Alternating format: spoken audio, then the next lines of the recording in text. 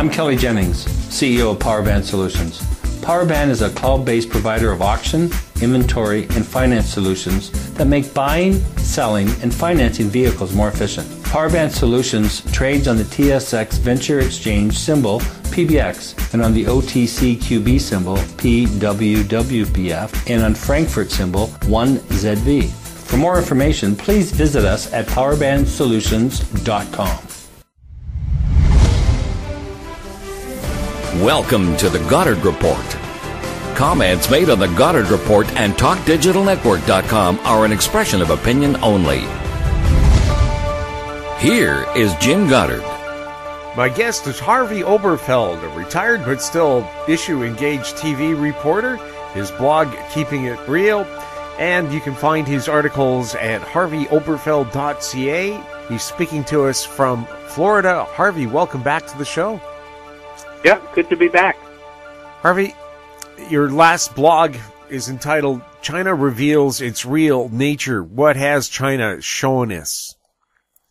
Well, I've always been very skeptical of China. Of course, with my history, I'm skeptical of all kinds of politicians from every side. But whenever they send their delegations over and they smile and talk about, cooperation and friendship and all that, I know the reality of China.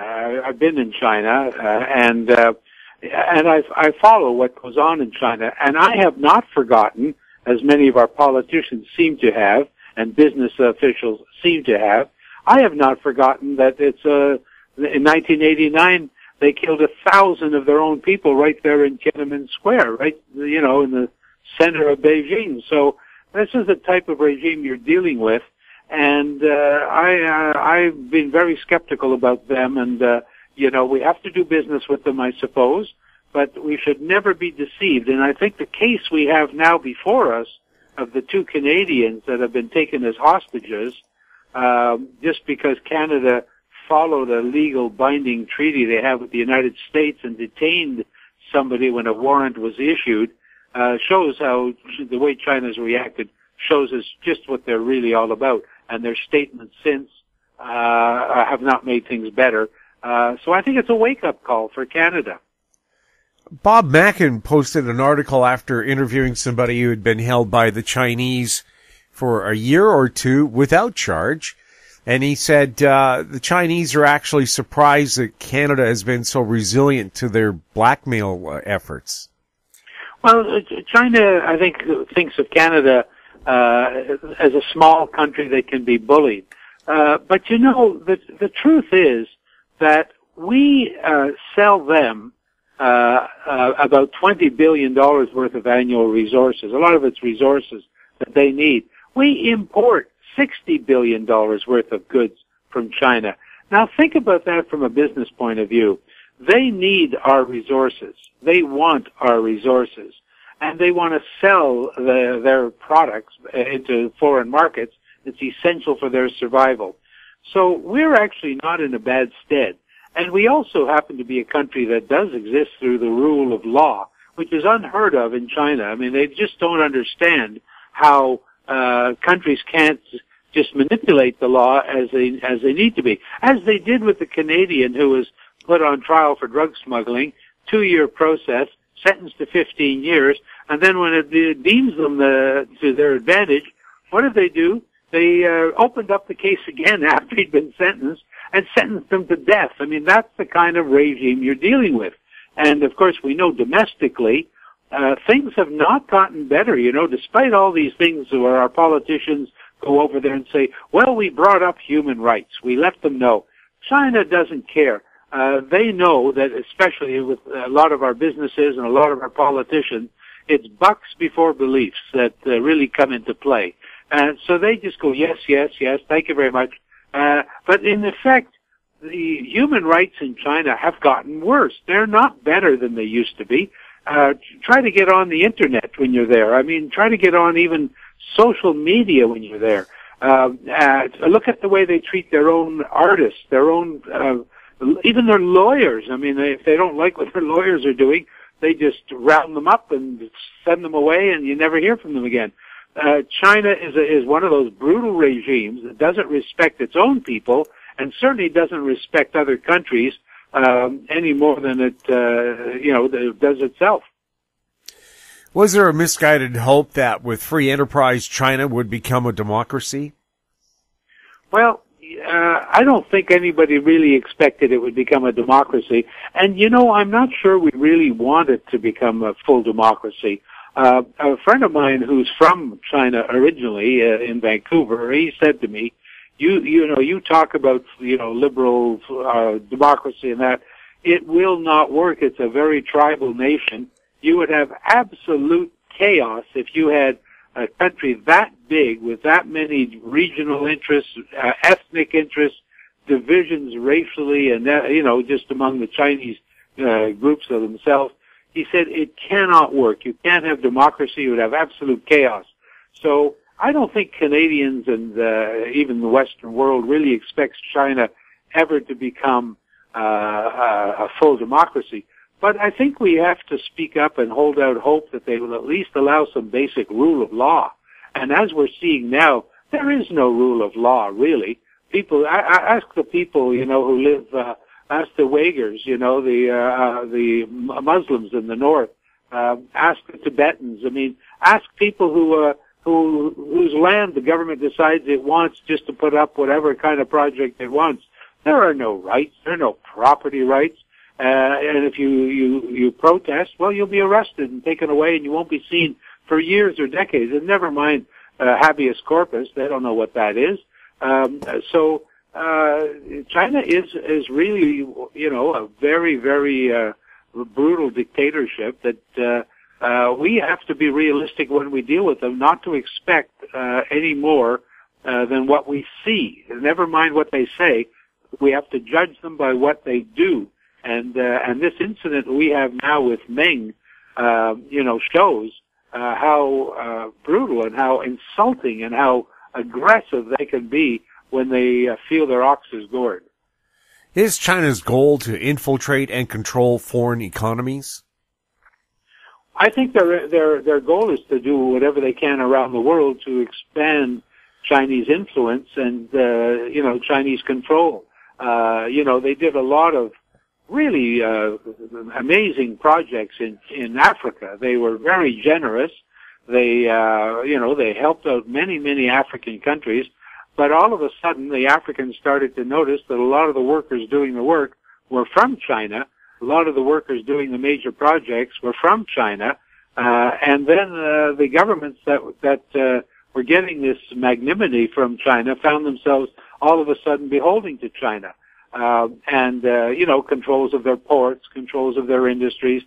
So, and in that way, even our countries, when the United States does something, when Western powers do something, we also expect a return on our investment, I think. So it's not that unusual. But in the Western world, China has been feeling its strength. It is growing economically, and they have become much more aggressive in trying to, how would you put it, basically expand their powers, expand their influence, and now they feel bold enough that if they don't like what they see or what they're getting, as we're finding out, they can be quite rude and crude and quite aggressive. And I think it's good that Canada is taking a stand and saying, no, we will stand up to you, as we did to the Saudis. I'm not a total fan of Justin Trudeau, but I will tell you, in dealing with some of these brutal regimes, I kind of admire the stand as he's taken, and China's another example of that, and I hope we don't cave into their pressure. We'll have more with Harvey Oberfeld right after this. Media recognition from Bloomberg, Reuters, recycling trade publications, patented process for 100% recovery of critical metals, including cobalt, lithium, nickel, manganese, aluminum. American Manganese is focused on recycling lithium-ion batteries for electric vehicles. American Manganese trades on the TSX Venture, AMY, the US, AMYZF, and Frankfurt 2AM. For more information, visit AmericanManganeseInc.com or phone me, Larry Ray, at 778-574-4444. Hi, I'm Douglas Mason, President and CEO of Magnum Gold Corp, MGI and the TSX Venture Exchange. A 2015 drill program on the LH property intersected several high-grade gold intersections, including 11 meters of 20.66 grams per ton gold. Additional drill targets on the LH property have been identified by a 2018 drone airborne magnetic survey to further evaluate a pyrrhotite-enriched gold-bearing system. Please visit our website at magnumgoldcorp.com. Welcome back. We're speaking with Harvey Oberfeld. Harvey, is President Trump the only leader in the world that really stands up to China? No, I think, well, Canada is now too, Trump, I'm not so sure he's standing up to China, is that he's been declaring the obvious. He wants a better trade deal, and certainly the balance of trade has been totally in China's favor. But he hasn't really stood up to them too much in the Southeast Sea, off China's eastern coast or near the Philippines. He makes some statements about it, but meanwhile, China keeps expanding its islands that it's building in the China Sea and the Southeast Sea there, and he hasn't really done anything about that, forcefully. He wants a trade deal. He wants a balance of a better balance of trade. Good luck with that, because American products cost more to make, and he might get more agricultural products sent out that way. He might get some opening of investment for American corporations to go in there, but that doesn't bode well for the American economy, because when American companies invest in China, they do so first saying it's going to be for the Chinese domestic market. But of course, if they can produce goods and export them from China to the Western world at much cheaper labor rates, they will no doubt take advantage of that. I think what Trump wants from China is a better deal right now, but I wouldn't say he's standing up to them any more than, let's say, Canada tries to stand up to them, the rest of the world tries to stand up to them. But in the end, China has such pervasive influence and such pervasive investment in a lot of these Western economies, just like Russia does in Europe. They have so much, they depend on Russia for gas. So even though they harumph and take certain sanctions against individuals, you don't see very strong sanctions against the country itself, kept in force. And it's the same thing with China. We talk about better trade, the United States talks about better trade, but in the end, if they can get some sort of improvement in the deal, the United States, I can assure you, especially Trump, will not stand up for human rights or the rule of law or anything other than try to improve the American economic stance with China, and that's even a small victory. Trump would declare a major victory, the biggest in the world, and be satisfied with that. Does Prime Minister Trudeau have the wisdom and courage to stand up to China on so many fronts? It's spies, fentanyl drug exports to Canada, tainted food, counterfeit manufactured products, intellectual property theft, Huawei, money laundering, unscrupulous property acquisition, and other things like money laundering. He's got a lot of issues to deal with China. Has Canada ever faced a situation like this before? Well, all Western countries have that situation. China doesn't just export its opioids to Canada. They export them to other nations in South America and the United States and Europe. And it's not like the Chinese government is purposely doing this. Maybe they aren't as strong as going after the exporters, but because it does bring back a lot of revenue into China. But the whole Western world has this problem of the expanding Chinese economy and the expanding the exports of China throughout the world. And it's very, very hard for Canada to take a stand that when the other nations of the world don't also take a major stand. That's why I find it remarkable that Canada has taken the stands, as I said earlier, against Saudi Arabia, against China, at least somewhat on these issues of law and on these issues of human rights. I'm happy with that. Is it enough? No. But, compared to what the rest of the world does and says, compared to the silence we hear from the European Union, from the UK, from the US in a lot of human rights issues, I think Canada is actually doing much better than I would have expected, because on the world stage, we're actually quite a small country when it comes to world power. But we are barking out a lot, and the rest of the world is aware of it, and they're taking note. Not too many of them seem to be jumping on our bandwagon in this regard, because they do fear China. But so Canada can only take certain actions against China, but they're certainly in some ways doing more than the rest of the Western world. We'll have more with Harvey Oberfeld right after the break. Arctic Star Exploration, operated by a team of proven mine finders, is focused on diamonds in Finland and the Northwest Territories of Canada. Work programs are underway in Finland and Canada. Arctic Star trades on the TSX Venture Exchange symbol ADD, on Frankfurt symbol 82A1, and the OTCQB symbol ASDZF. Please visit our website arcticstar.ca or call us at 604-689-1799. Don't miss out. Stay informed. Receive the HowStreet.com weekly recap with thought-provoking podcasts, radio, and articles delivered to your inbox. Sign up for the HowStreet.com weekly recap on our homepage at HowStreet.com. Welcome back. We're speaking with Harvey Oberfeld. Harvey, are relations between China and Canada turning out to be a clash of cultures? Well, there have always been a clash of cultures within China and the rest of the Western world. I mean, their culture is very, very different. They see the world differently. They see their own people differently. And yes, there is a clash of cultures. But, our culture is also different from that of Germany. Our culture is different from that of Italy. Our culture is different from so many countries in the world that we deal with and that we have good relations with. I think it's important. I mean, I'm not saying we should have, poor relationships with China, but we do have to stand up for our values. That's one thing they do respect, is the strength of other countries. And they will always keep pushing. They will always keep expanding, trying to expand their power, their influence, their control of what's going on elsewhere. But there is a difference in cultures. We see it. I see it in Vancouver all the time. There's a difference in culture, in populations.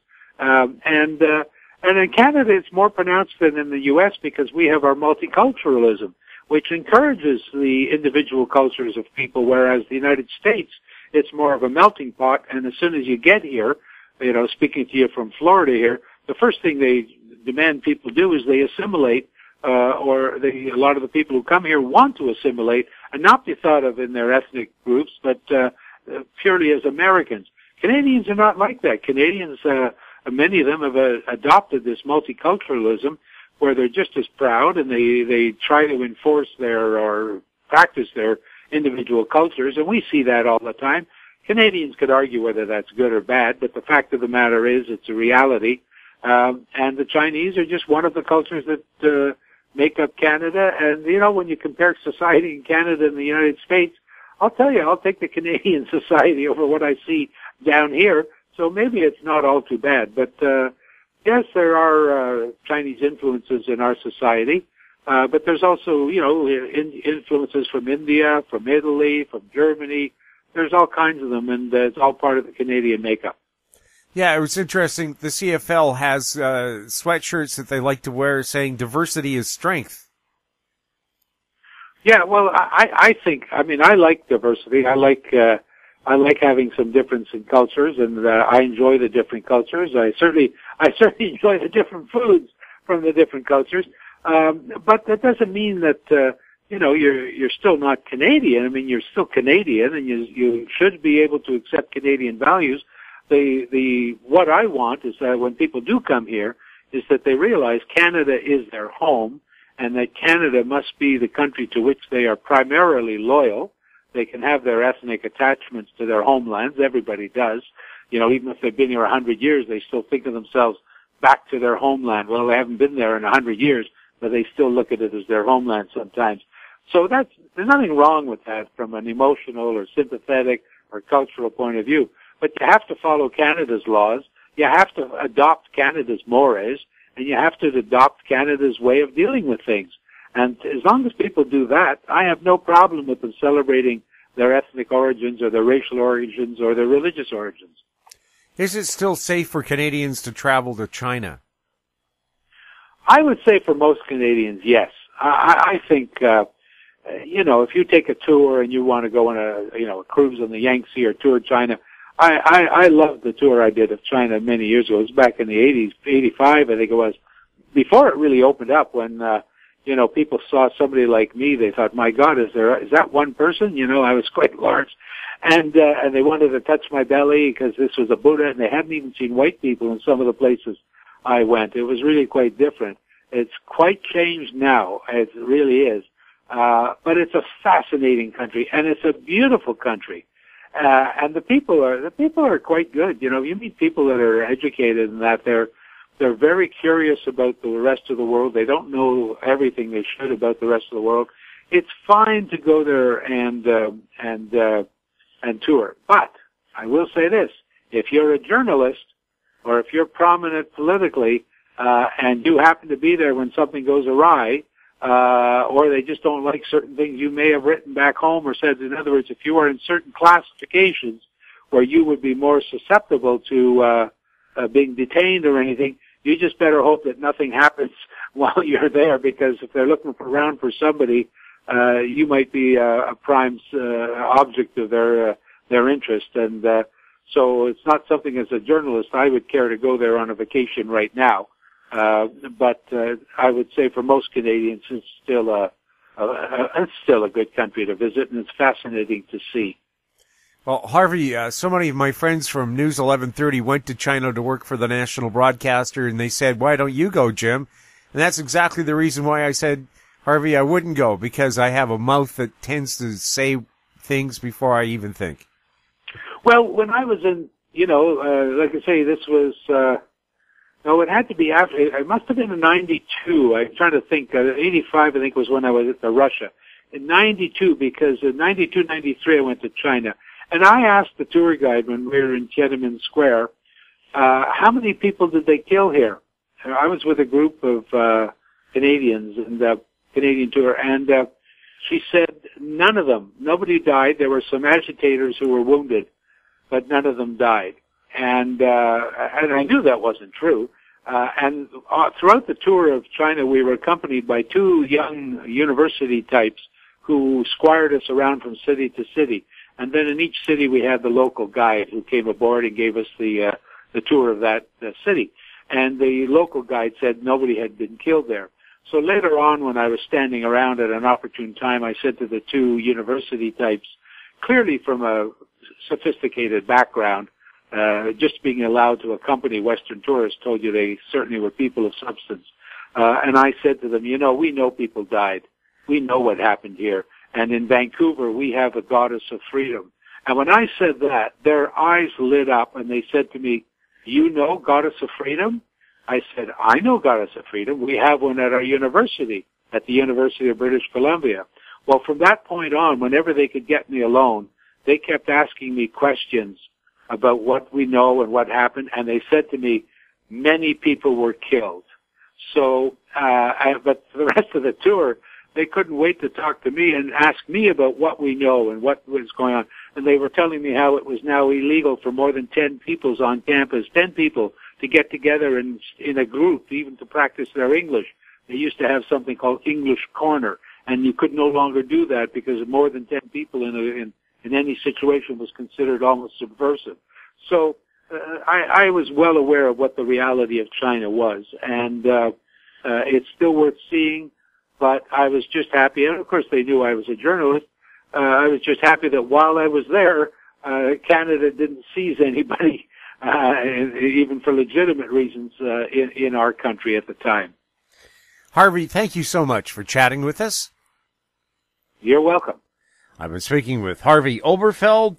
His blog, Keeping It Real, is on harveyoberfeld.ca. If you have any questions for our guests, you can send them to info@howstreet.com. I'm Jim Goddard. Thanks for listening. Comments made on the Goddard Report and TalkDigitalNetwork.com are an expression of opinion only. The Goddard Report is available online and mobile at TalkDigitalNetwork.com. The Goddard Report is a production of Howe Street Media Incorporated.